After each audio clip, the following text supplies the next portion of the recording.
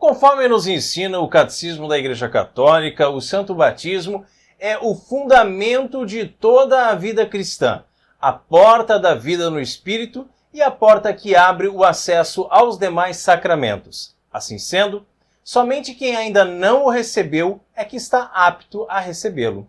Gostou desse tema? Então já deixa o seu like e assista o vídeo até o final.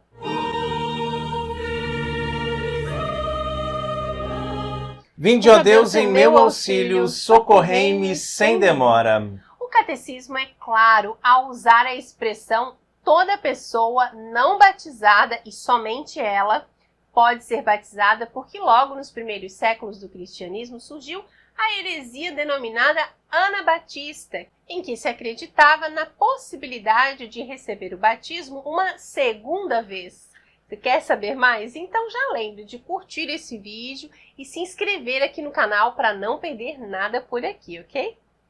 Os rebatizadores, como eram chamados, interpretaram de forma ousada o pensamento de Martinho Lutero e negavam o batismo às crianças, alegando que o sacramento só seria eficaz em quem tivesse fé, e rebatizando os adultos, recuperando assim o conceito donatista de uma igreja de perfeitos. Essa heresia foi condenada já no ano de 1510, no Concílio de Trento. A igreja, desde a sua origem, praticou o batismo de adultos e até hoje continua, pois são muitos os terrenos de missão, não é mesmo? Nesses locais pouco desbravados, é ainda muito comum que famílias inteiras, desde os adultos até as crianças, recebam o sacramento inicial da vida cristã. Em vista disso, o catecumenato, que é a preparação para o batismo, ocupa um lugar importante. Sendo iniciada na fé e na vida cristã, a pessoa deve dispor para o acolhimento do dom de Deus no batismo, na confirmação e na Eucaristia. Não se deve pensar, contudo, que o batismo seja algo mágico, ou que receber o batismo seja um direito.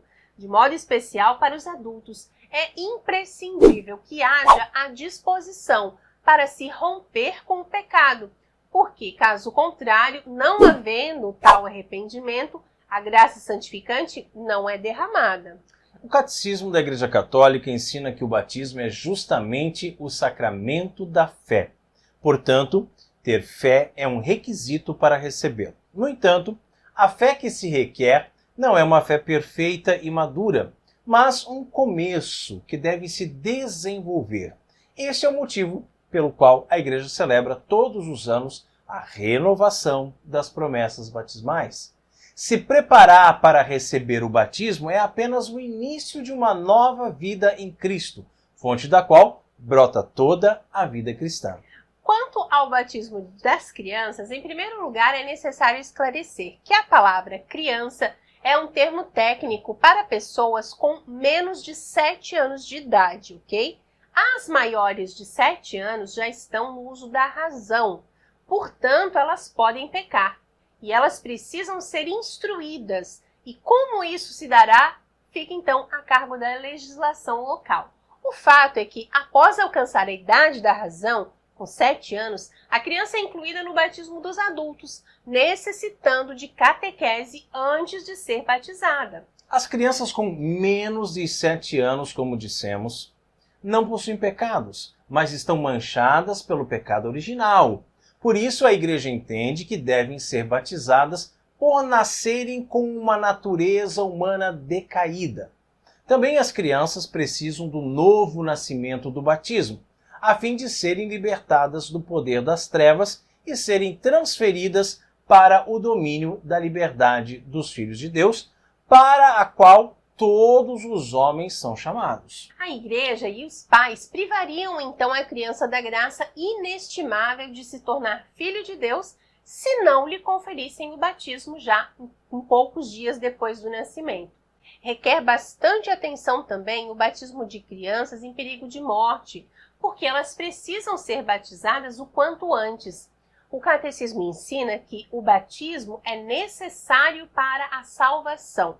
Isso significa que Deus pode salvar uma criança, mas É dever da igreja cuidar para que todos sejam batizados. E nesse sentido, o próprio Código de Direito Canônico permite que, em caso de risco de morte, a criança seja batizada mesmo sem o consentimento dos pais. Você sabia disso?